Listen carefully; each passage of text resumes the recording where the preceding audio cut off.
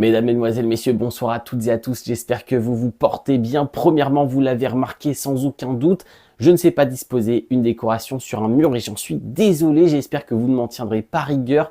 C'est de travers, le cadre n'est pas du tout bon, enfin bref, ce n'est pas le sujet de la vidéo. Deuxième petite excuse, j'ai oublié, voilà totalement, j'avais oublié, j'avais zappé de faire la vidéo de présentation sur Aprilia.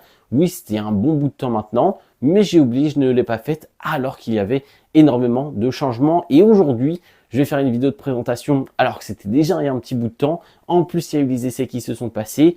Bref, ça n'a pas trop de sens, mais j'avais envie d'en parler tout de même parce que il y a beaucoup de changements et c'est vraiment un changement en termes de restructuration, en termes de base, en termes de fondement d'un constructeur en particulier, même si aujourd'hui on ne va pas trop s'attarder sur la partie technique car on fera une vidéo qui parlera des évolutions des différents constructeurs durant les tests de Sepang. Ça va arriver très rapidement normalement, mais aujourd'hui, place à Honda. Parlons de Honda. Premièrement, les livrets. Deuxièmement, bon, la moto, on n'en parlera pas bien sûr. Et troisièmement, les pilotes. Qu'est-ce qu'on va pouvoir attendre des pilotes et de cette écurie, de ces écuries en 2025 pour le constructeur japonais qui traverse une phase difficile. Et en parlant de phase difficile, la transition est toute trouvée. La livrée. La livrée du team officiel, vous l'avez sans doute remarqué, on change du tout au tout. Quand je disais qu'on reconstruisait l'équipe, qu'on restructurait tout le constructeur, eh bien c'est fait et ça commence par la livrée. Au revoir Marc Marquez en fin 2023. La Honda n'était plus performante. Marquez cherchait une moto compétitive.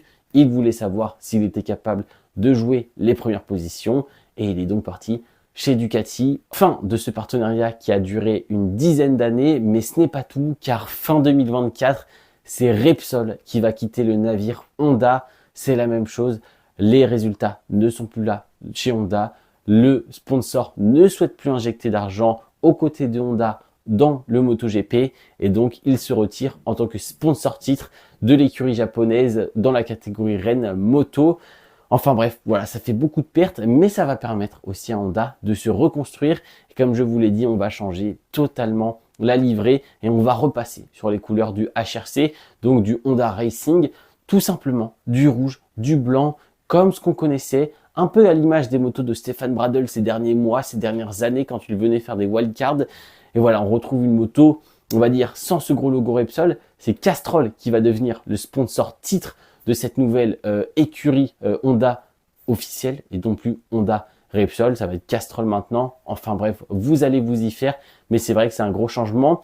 Concernant la livrée, je trouve ça plutôt joli. Les couleurs s'accommodent plutôt bien. La forme de la moto de base n'est pas séduisante, on va pas se mentir. Mais les couleurs, la livrée, tout est plutôt pas mal. Les sponsors sont bien placés.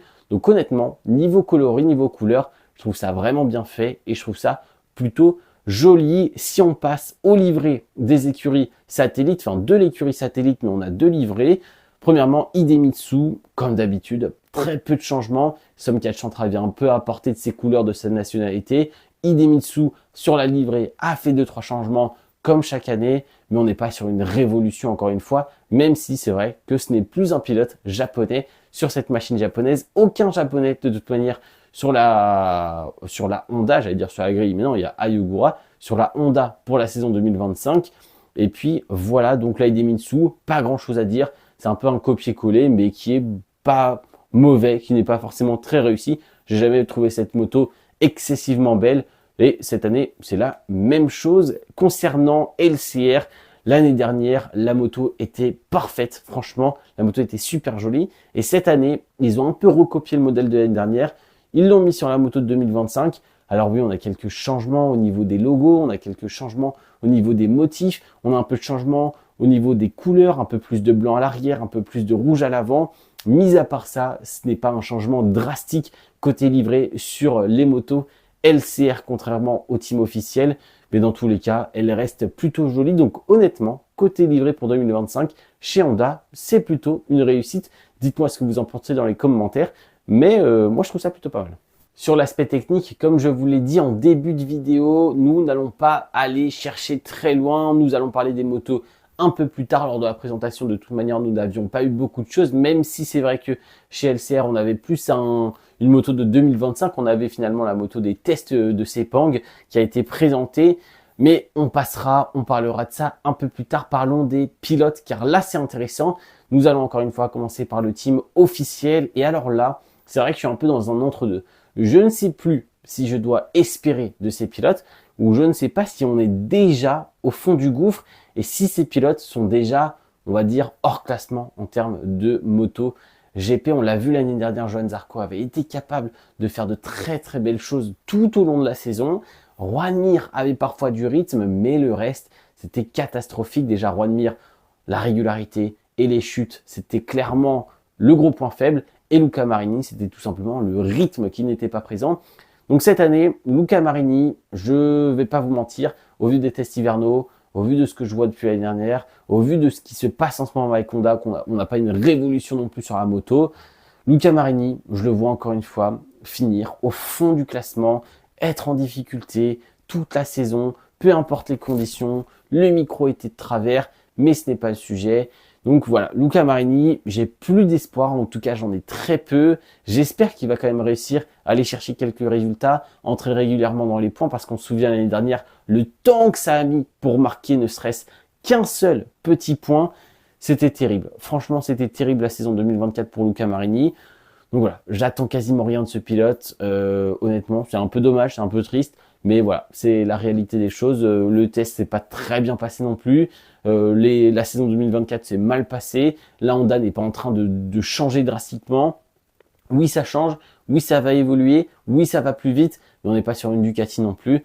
Donc voilà, va falloir se calmer. Et Luca Marini, malheureusement, j'ai très peu d'espoir sur de bons résultats. Par contre, de l'autre côté du box, Juan Mir, qui lui nous a fait des essais hivernaux pour le moment époustouflants. Voilà, incroyable. On rappelle un champion du monde 2020, Juan Mir. C'est un pilote qui est capable d'aller très vite, mais c'est vrai que en 2024, régularité, chute, ça a été le cas tout le temps, beaucoup de plaintes autour de la moto.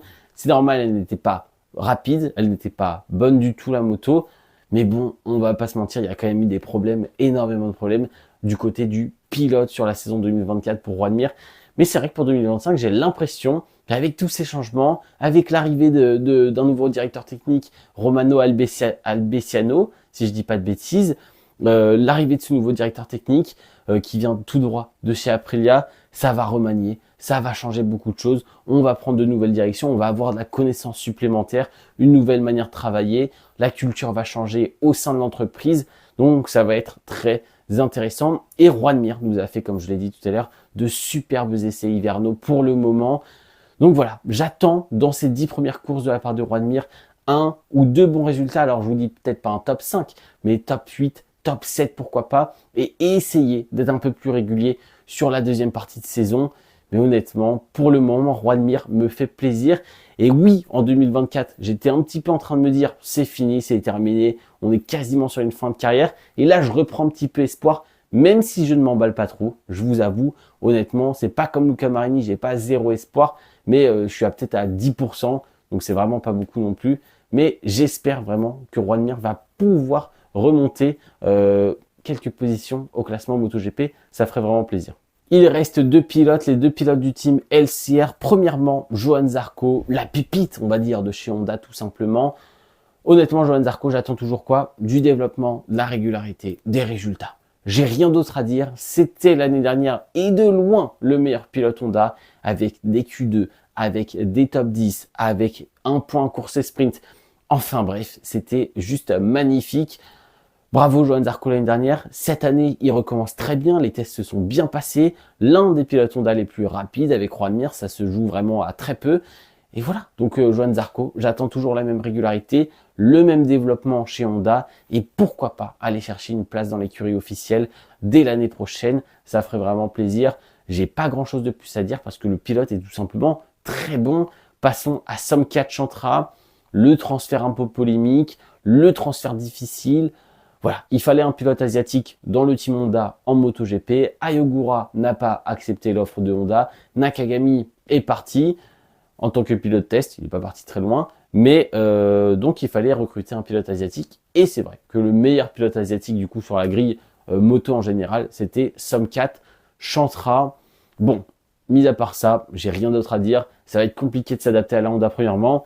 On sait que c'est pas le pilote le plus rapide du monde non plus, on l'a vu en Moto 2.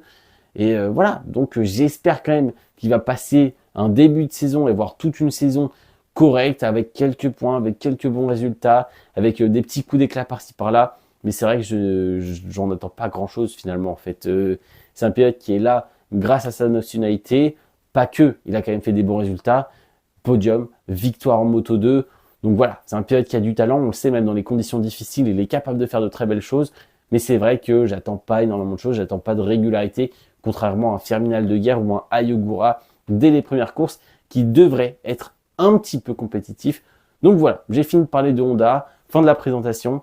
On fera une vidéo sur les tests hivernaux, ne vous inquiétez pas. Et j'espère que ça vous a plu. Dites-moi ce que vous avez pensé de cette vidéo et de Honda pour 2025. C'était Théo. Ciao, ciao.